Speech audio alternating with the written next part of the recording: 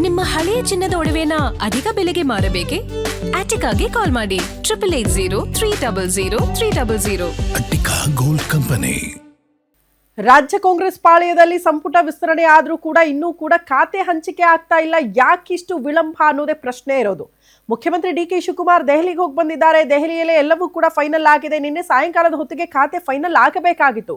But ಇಲ್ಲೂ ಕೂಡ ವಿಳಂಬ. ಯಾಕಿಷ್ಟು ವಿಳಂಬ, ಯಾಕಿಷ್ಟು ಸವಾಲುಗಳು ಮುಖ್ಯಮಂತ್ರಿ ಡಿ.ಕೆ. ಶಿವಕುಮಾರ್ ಅವರ ಮುಂದೆ? ಹಾಗಾದ್ರೆ ಸಂಪುಟದಲ್ಲಿ ಏನಾದ್ರೂ ಬದಲಾವಣೆಯನ್ನ ನಿರೀಕ್ಷೆ ಮಾಡ್ತಿದ್ದಾರಾ ಅನ್ನೋದು ಕುತೂಹಲ ಇದೆ. ಸೊ ಇಷ್ಟು ದಿನಗಳಾದ್ರೂ ಕೂಡ ಕ್ಯಾಬಿನೆಟ್ ಕಂಪ್ಲೀಟ್ ಆದ್ರೂ ಕೂಡ ಇಲಾಖೆಯ ಜವಾಬ್ದಾರಿ ಇನ್ನೂ ಕೂಡ ಹೊಸ ಸಚಿವರಿಗೆ ಇಲ್ಲ.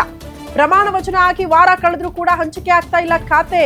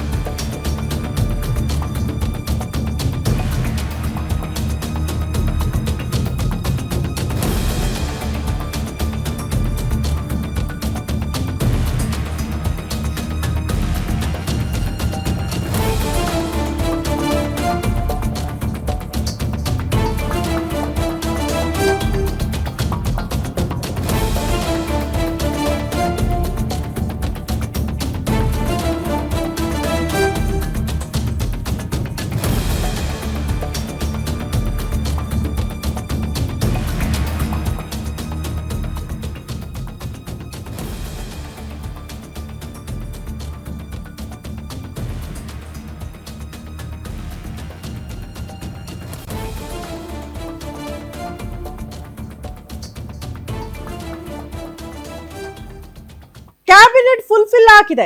ಎಲ್ಲ ಸಚಿವರು ಕೂಡ ಆಯ್ಕೆ ಆದ್ರೂ ನೂತನವಾಗಿ ಪ್ರಮಾಣ ವಚನವನ್ನ ಕೂಡ ಸ್ವೀಕಾರ ಮಾಡಿಬಿಟ್ಟಿದ್ದಾರೆ ಸಚಿವರುಗಳು. ಆದ್ರೆ ಖಾತೆ ಹಂಚಿಕೆ ಯಾಕೆ ಇಷ್ಟೊಂದು ವಿಳಂಬ ಅನ್ನೋದೇ ಪ್ರಶ್ನೆ ಇದ್ದಿದ್ದು. ಹಾಗಾಗಿ ಮುಖ್ಯಮಂತ್ರಿಗಳ ಆ ಲಿಸ್ಟ್ ಅನ್ನ ಹಿಡ್ಕೊಂಡು ಕೂಡ ದೆಹಲಿ ಫ್ಲೈಟ್ ಹತ್ತಿದ್ರು. ಎಲ್ಲವನ್ನ ಕೂಡ ಫೈನಲ್ ಮಾಡ್ಕೊಂಡು ಬಂದಿದ್ದಾರೆ. ಬಟ್ ನಿನ್ನೆ ಸಾಯಂಕಾಲ ಹೊತ್ತಿಗೆ ಆ ಖಾತೆ ಹಂಚಿಕೆ ಕೂಡ ಫೈನಲ್ ಆಗಬೇಕಾಗಿತ್ತು. ಅಂದ್ರೆ ಪಟ್ಟಿ ಫೈನಲ್ ಆಗಿ ಅದು ಬಿಡುಗಡೆ ಕೂಡ ಆಗಬೇಕಾಗಿತ್ತು. ಬಟ್ ಆಗ್ಲೇ ಇಲ್ಲ. ನಿನ್ನೆ ಕೂಡ ಸಾಯಂಕಾಲಕ್ಕೆ ವೇಟ್ ಮಾಡ್ತಾ ಇದ್ರು ಮುಖ್ಯಮಂತ್ರಿ ಡಿ.ಕೆ. ಶಿವಕುಮಾರ್ ಅವರು. ಬಹುತೇಕ ಇವತ್ತು ಖಾತೆ ಹಂಚಿಕೆ ಫೈನಲ್ ಆಗುವ ಸಾಧ್ಯತೆಗಳು ಇದೆ ಅನ್ನೋದ್ರ ಬಗ್ಗೆ ಮಾಹಿತಿ ಇದೆ. ಹೈಕಮಾಂಡ್ ಓಕೆ ಅಂತ ಹೇಳಿ ಕಳಿಸಿದ್ದಾರಂತೆ ಪಟ್ಟಿಗೆ. ಹಾಗಾಗಿ ನೂತನ ಸಚಿವರಿಗೆ ಯಾವ್ಯಾವ ಖಾತೆ ಅನ್ನೋದನ್ನ ಆಲ್ರೆಡಿ ಡಿಸೈಡ್ ಮಾಡಿರುವಂತಹ ಮುಖ್ಯಮಂತ್ರಿಗಳು ಇವತ್ತು ಸಾಯಂಕಾಲದ ಹೊತ್ತಿಗೆ ಆ ಪಟ್ಟಿಯನ್ನ ಬಿಡುಗಡೆಗೊಳಿಸುವ ಸಾಧ್ಯತೆ ಕೂಡ ಇದೆ ಅನ್ನೋದ್ರ ಬಗ್ಗೆ ಮಾಹಿತಿ ಇದೆ. ನೋಡಿ, ಇಷ್ಟು ದಿನಗಳ ಕಾಲ ಸಂಪುಟ ಸೇರೋದಕ್ಕೆ ಸಾಕಷ್ಟು ಲಾಭಿ ಒತ್ತಡಗಳು ಜಾಸ್ತಿ ಆಗಿತ್ತು. ಮುಖ್ಯಮಂತ್ರಿಗಳಿಗೆ ಅತಿ ದೊಡ್ಡ ತಲೆನೋವಾಗಿ ಹೋಗಿತ್ತು. ಏನಪ್ಪ ಇದು ಸಚಿವ ಸ್ಥಾನ ಹಿಂಗ್ ಫೈನಲ್ ಮಾಡೋದು ಅಂತ.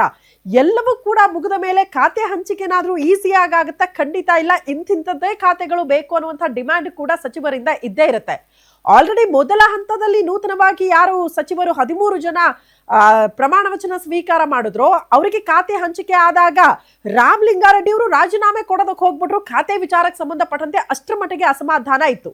ಇನ್ಫ್ಯಾಕ್ಟ್ ಕೃಷ್ಣ ಬೈರೇಗೌಡರಿಗೆ ಈ ಕ್ಷಣಕ್ಕೂ ಕೂಡ ತಮಗೆ ಕೊಟ್ಟಿರುವ ಖಾತೆಯಲ್ಲಿ ಇರಬೇಕಾದ ಇಲಾಖೆಗಳು ಇಲ್ಲ ಅನ್ನುವಂತಹ ಬೇಸರ ಈ ಕ್ಷಣಕ್ಕೂ ಇದೆ. ಹಾಗಾಗಿ ಕೆಲವರು ಈ ಕ್ಷಣಕ್ಕೂ ಖಾತೆ ಬದಲಾವಣೆಗೆ ಪಟ್ಟು ಹಿಡಿದಿದ್ದಾರೆ. ಇನ್ನು ಮುಂದೆ ಖಾತೆ ಹಂಚಿಕೆ ಆಗಿ ಇವತ್ತೇನಾದ್ರೂ ಪಟ್ಟಿಗೆ ಫೈನಲ್ ಆಗಿ ಬಿಡುಗಡೆ ಆಗಿಬಿಟ್ರೆ ಮೋಸ್ಟ್ಲಿ ನಾಳೆಯಿಂದ ಖಾತೆ ವಿಚಾರಕ್ಕೆ ಸಂಬಂಧಪಟ್ಟಂತೆ ಖಾತೆ ಇದ್ದಿದ್ದೆ ಅದನ್ನ ಕೂಡ ಪರಿಹಾರ ಮಾಡೋದಕ್ಕೆ ಮುಖ್ಯಮಂತ್ರಿ ಡಿ.ಕೆ. ಶಿವಕುಮಾರ್ ಅವರ ಮುಂದೆ ಒಂದಷ್ಟು ಸವಾಲುಗಳು ಇರುತ್ತೆ. ಬಟ್ ಖಡಕ್ ಸೂಚನೆ ಅಂತ ಆಲ್ರೆಡಿ ರವಾನೆ ಆಗಿದೆ ಅಂತ. ಕೊಟ್ಟ ಜವಾಬ್ದಾರಿಯನ್ನ ಕರೆಕ್ಟ್ ಆಗಿ ನಿರ್ವಹಣೆ ಮಾಡಬೇಕು. ಅದೇ ಖಾತೆ ಬೇಕು, ಇದೇ ಖಾತೆ ಬೇಕು ಅನ್ನುವಂಥ ಡಿಮ್ಯಾಂಡ್ಗಳು ಸರಿಯಲ್ಲ ಅಂತ. ಸೊ ಹಂಗಾಗಿ ಸೈಲೆಂಟ್ ಆಗಿ ಸಚಿವರುಗಳು ಕೊಟ್ಟ ಖಾತೆಯನ್ನ ನಿರ್ವಹಣೆ ಮಾಡ್ಕೊಂಡು ಹೋಗ್ತಾರಾ ಅನ್ನೋದು ಪ್ರಶ್ನೆ ಇದೆ. ಇದರ ಜೊತೆಗೆ ಸಂಪುಟದಲ್ಲಿ ಮೇಜರ್ ಚೇಂಜಸ್ ಆಗಬೇಕು ಅನ್ನುವಂಥ ಲೆಕ್ಕಾಚಾರಗಳಿದೆ. ಬಿಕಾಸ್ ಒಂದು ಸ್ಥಾನ ಆಲ್ರೆಡಿ ಖಾಲಿ ಇದೆ. ಮಹಿಳೆಯರು ಇನ್ನೂ ಯಾರು ಕೂಡ ಸಚಿವರಾಗಿ ಪ್ರಮಾಣ ವಚನ ಸ್ವೀಕಾರ ಮಾಡಲಿಲ್ಲ.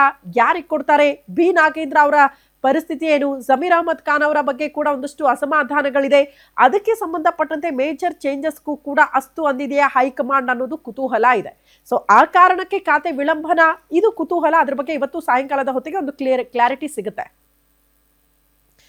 ಈ ಬಗ್ಗೆ ಮತ್ತಷ್ಟು ಡೀಟೇಲ್ಸ್ ಅನ್ನ ಕೊಡ್ತಾ ಹೋಗ್ತಾರೆ political bureau head Maruti Pavagada ನೇರ ಸಂಪರ್ಕದಲ್ಲಿ ಜಾಯಿನ್ ಆಗ್ತಿದ್ದಾರೆ. ಮಾರುತಿ, ಸಂಪುಟ ವಿಸ್ತರಣೆನೂ ವಿಳಂಬ, ಸಂಪುಟ ವಿಸ್ತರಣೆ ಆಯ್ತು ಅಂದ್ರೆ ಖಾತೆ ಹಂಚಿಕೆನೂ ವಿಳಂಬ. ಯಾಕಿಷ್ಟು ವಿಳಂಬ ಅಂತ? ಏನ್ ಸಮಸ್ಯೆಗಳು, ಏನ್ ಸವಾಲುಗಳಿದೆ ಮುಖ್ಯಮಂತ್ರಿಗಳ ಮುಂದೆ ಅಂತ?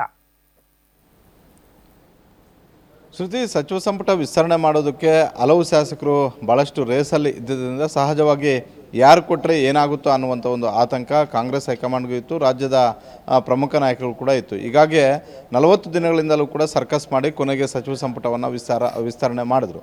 ಆದರೆ ಸಚಿವ ಸಂಪುಟ ವಿಸ್ತರಣೆ ಮಾಡಿದ ಬಳಿಕ ಮತ್ತೆ ಖಾತೆಗಳಿಗೋಸ್ಕರ ಲಾಬಿ ಶುರುವಾಗಿರುವಂಥದ್ದು ಮುಖ್ಯಮಂತ್ರಿ ಡಿ ಕೆ ಶಿವಕುಮಾರ್ ಹಾಗೂ ಮಾಜಿ ಮುಖ್ಯಮಂತ್ರಿ ಸಿದ್ದರಾಮಯ್ಯ, KPCC ಅಧ್ಯಕ್ಷ BK ಹರಿಪ್ರಸಾದ್ ಸೇರಿದಂತೆ AICC ಅಧ್ಯಕ್ಷ ಮಲ್ಲಿಕಾರ್ಜುನ ಖರ್ಗೆ ಅವ್ರಿಗೂ ಕೂಡ ಲಾಬಿಯನ್ನು ಮಾಡ್ತಾ ಇದ್ದಾರೆ, ನಮಗೆ ಇಂಥದ್ದೇ ಖಾತೆ ಬೇಕು ಅಂತ.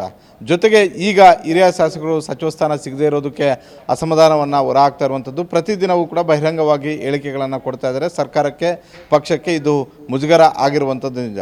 ಇಂತಹ ಸಂದರ್ಭದಲ್ಲಿ ಖಾತೆ ವಿಚಾರದಲ್ಲೂ ಕೂಡ ಏನಾದರೂ ಎಡವಟ್ಟುಗಳಾದರೆ ಅದು ದೊಡ್ಡ ಮಟ್ಟದ ಅಪಸ್ವರ ಮತ್ತು ಅಸಮಾಧಾನ ಇನ್ನಷ್ಟು ಜಾಸ್ತಿ ಆಗ್ಬೋದು ಅನ್ನುವಂಥ ಒಂದು ರೀತಿಯಲ್ಲಿ ಮುಖ್ಯಮಂತ್ರಿ ಡಿ ಕೆ ಶಿವಕುಮಾರ್ ಅವರು ಯೋಚನೆ ಮಾಡ್ತಾ ಇರುವಂಥದ್ದು. ಹೀಗಾಗಿ ನಿನ್ನೆ ದೆಹಲಿಗೆ ಹೋದಂಥ ಒಂದು ಸಂದರ್ಭದಲ್ಲೂ ಕೂಡ ಸುರ್ಜೇವಾಲಾ, ವೇಣುಗೋಪಾಲ್ ಹಾಗೂ ಮಲ್ಲಿಕಾರ್ಜುನ ಖರ್ಗೆ ಅವರ ಮುಂದೆ ಈ 19 ಸಚಿವರಿಗೂ ಕೂಡ ಯಾರ್ಯಾರಿಗೆ ಯಾವ್ಯಾವ ಖಾತೆಗಳನ್ನು ಕೊಡಬೇಕು ಅನ್ನುವಂಥ ವಿಚಾರವನ್ನು ಸುದೀರ್ಘವಾಗಿ ಚರ್ಚೆ ಮಾಡಿದ್ದಾರೆ. ಅದ್ರ ಜೊತೆಗೆ ಹಿಂದೆ ಏನು 13 ಸಚಿವರಾಗಿದ್ದರು, ಅದರಲ್ಲಿ ಕೆಲ ಸಚಿವರುಗಳ ಇಲಾಖೆಗಳು ಬದಲಾವಣೆ ಮಾಡೋದಕ್ಕೂ ಕೂಡ ನಿರ್ಧಾರವನ್ನು ಮಾಡಿರುವಂಥದ್ದು. ಬಹುತೇಕ ಇವತ್ತು ಸಂಜೆ ಒಳಗಡೆ ಅಧಿಕೃತವಾಗಿ ಈ 19 ಜನ ಸಚಿವರುಗಳಿಗೆ ಇಲಾಖೆಯನ್ನು ಹಂಚಿಕೆ ಮಾಡುವಂಥ ಒಂದು ಸಾಧ್ಯತೆ ಇದೆ. ಯಾಕಂತ ಹೇಳಿದ್ರೆ ಇನ್ನು ನಾಡಿದ್ದು ಆರಂಭ ಆಗ್ತಾ ಇರುವಂಥ ಒಂದು ಅಧಿವೇಶನಕ್ಕೆ ರೆಡಿ ಆಗಬೇಕಾಗಿರೋದ್ರಿಂದ ಇವತ್ತು ಅಂತಿಮವಾಗಿ ಅಧಿಕೃತವಾದಂಥ ಒಂದು ಆದೇಶವನ್ನು ಮಾಡಲೇಬೇಕಾಗಿದೆ. ಈಗಾಗಲೇ ಈ 19 ಸಚಿವರುಗಳು ಕೂಡ ವಿಧಾನಸೌಧ ಹಾಗೂ ವಿಕಾಸಸೌಧದಲ್ಲಿ ಕೊಠಡಿಯನ್ನು ಕೂಡ ಹಂಚಿಕೆ ಮಾಡಲಾಗಿದೆ. ನಿನ್ನೆ ಅಧಿಕೃತವಾಗಿ ಆದೇಶ ಆಗಿದೆ.